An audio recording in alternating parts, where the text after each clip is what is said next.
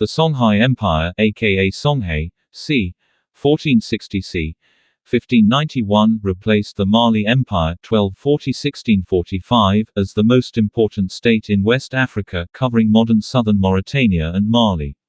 Originated as a smaller kingdom along the eastern bend of the Niger River c. 1000, the Songhais would expand their territory dramatically from the reign of Sunni King Ali 1464–1492.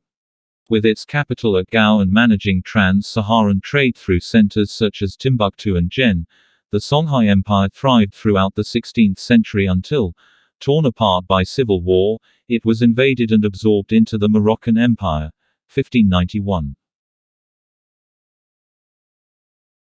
1. The decline of the Mali Empire. The Mali Empire, which lies along a belt of savanna between the Sahara Desert in the north and the jungles of southern West Africa, often referred to as the Sudanese region, has prospered through its control over local and international trade, especially in gold and salt, since the mid-19th century.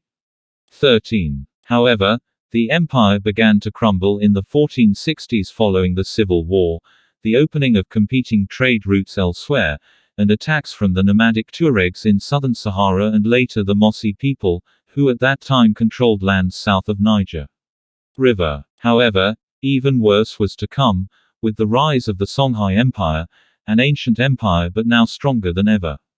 The Mali Empire would cling to the western corner of its once vast territory until the Moroccans arrived in the 17th century. 2. A brief history. The Songhai kingdom dates back to at least the 9th century and was contemporaneous with the Ghanaian Empire, 6th–13th centuries, further east. It was dominated by and named after the Songhai, aka Songhai, a group of Nilo-Saharan-speaking people.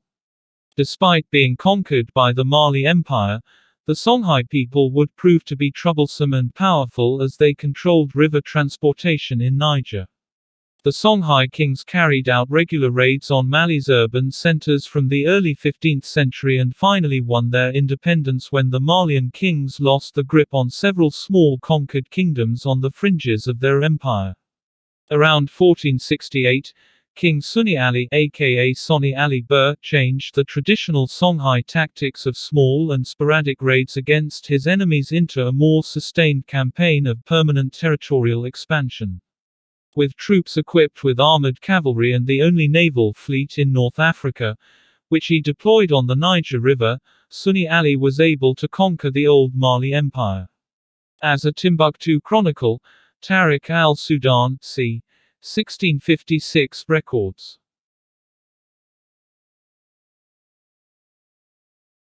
3. Conquest. The king of Songhai played up his image as a magician of the indigenous animist religion to frighten his enemies. He also effectively mixes leniency. For example, Overged soldiers are invited to join his own army, with total ruthlessness ruthlessly executing many of the highly resistant Fulbe tribes. Hence, the king earned his nickname, the Merciless Sunni. Even more effective than this strategy is the allotactic Sunni combat, attacking the enemy with overwhelming power and with the highest speed. The conquered territories fell like dominoes and were divided into provinces and ruled by a governor appointed by the king. Tributes were taken from regional heads, hostage-taking and political alliance marriages were arranged, but at least Sunni Ali built many dikes that increased irrigation and agricultural yields in many areas.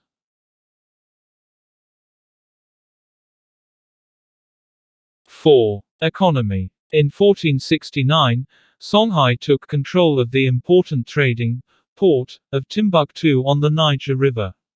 In 1471 the Mossi region south of the bend of the Niger River was invaded, and by 1473 another major trading center in the region, Djenné, also in Niger, had been conquered. Unfortunately, for Sunni Ali, all this new territory did not give him access to the gold fields on the southern coast of West Africa where the rulers of Ghana and Mali grew rich. This is because a Portuguese fleet, sponsored by the Lisbon merchant Fenão Gomes, in 1471, sailed around the Atlantic coast of Africa and established a trading presence near these gold fields in modern-day Ghana. Of course, the Songhais nevertheless managed to monopolize the trade in Saharan caravans which brought rock salt and luxury goods such as fine cloth, glassware, sugar, and horses to Sudanese territory in exchange for gold, ivory, spices, cola nuts, leather and slave. Timbuktu, with a population of around 100,000 in the mid-15th century, continued to thrive as a trading port and as a center of learning until the 16th and 17th centuries, when the city boasted many mosques and 150 to 180 Quranic schools. Rural communities, meanwhile, continue to be completely dependent on agriculture, but the presence of rural markets suggests there is usually a food surplus. Of course, famine was a rare event during the first half of the Songhai Empire's reign, and there are no records of peasant rebellions.